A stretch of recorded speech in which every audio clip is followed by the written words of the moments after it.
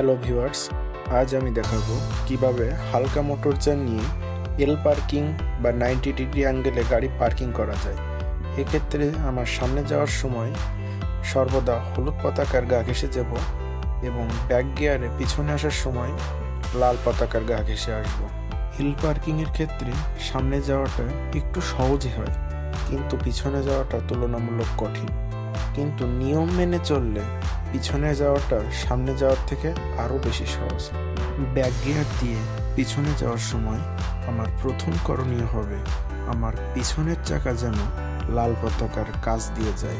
লাল পতাকা ও গাড়ির চাকার দূরত্ব আমি 6 ইঞ্চি রাখার চেষ্টা করব।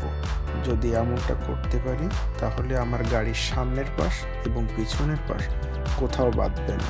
গাড়ির পিছনের চাকা যখন লাল পতাকার কাছ দিয়ে যাবে তখন স্টিয়ারিং ফুল ডানে কেটে বসে থাকবো এবং বাম পাশের যে হলুদ পতাকা আছে সেখান থেকে বেরিয়ে আসব এবং যখন পিছনের হলুদ পতাকা বেরোবে তখন গাড়ি সোজা করব। এভাবে আমি খুব সহজে এল পার্কিং সম্পন্ন করব। ভিডিওটি দেখার জন্য সবাইকে ধন্যবাদ।